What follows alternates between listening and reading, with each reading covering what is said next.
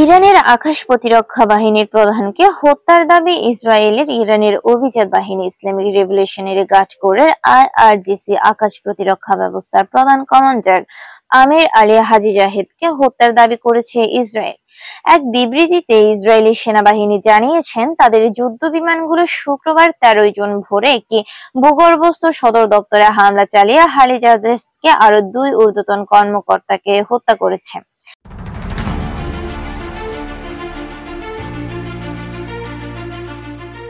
এর আগে শুক্রবার 13 জুন ভোরে অপারেশন রাইজিং লায়নের আওতায় ইরানের পারমাণবিক ও সামরিক স্থাপনায় ব্যাপক হামলা চালিয়ে একাধিক শীর্ষ সামরিক কর্মকর্তা ও বিজ্ঞানীকে হত্যার দাবি করে ইসরায়েল।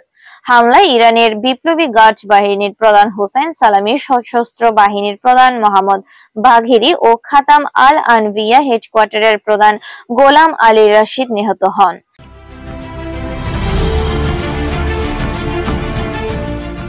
এছাড়া ইসরায়েলের এই হামলায় ইরানের 6 জন পরমাণু বিজ্ঞানী নিহত হয়েছেন বলে জানিয়েছেন বার্তা সংস্থা তাসনিম। নিহত বিজ্ঞানীরা হলেন আব্দুল হামিদ মিনসেহের, আলহামদ রেজা জুলফাগারি, সৈয়দ আমির হোসেন ফাকিহি, মোতালিবিজাদে, মোহাম্মদ মাহুদি তেহরানসি ও ফেরেইদুন আব্বাসি।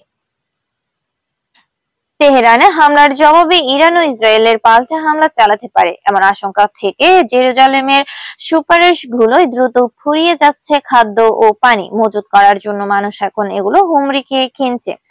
একই কারণে ফাঁকা হয়ে গেছে তেল আবিবের রাস্তাঘাট। এর মধ্যে ইসরায়েলি সেনাবাহিনী জানিয়েছেন, ইরান থেকে প্রায় 100টি ড্রোন এরই মধ্যে ইসরায়েলের দিকে রওনা হয়েছে। এদিকে ইরানের হামলার পর উদ্ভূত পরিস্থিতিতে ইসরায়েলের বিশ্বব্যাপী তার সব কূটনৈতিক মিশন বন্ধ করার সিদ্ধান্ত নিয়েছে। সুইডেনের রাজধানী স্টকহোমে অবস্থিত ইসরায়েলি দূতাবাস এক বিবৃতিতে এ তথ্য জানিয়েছেন।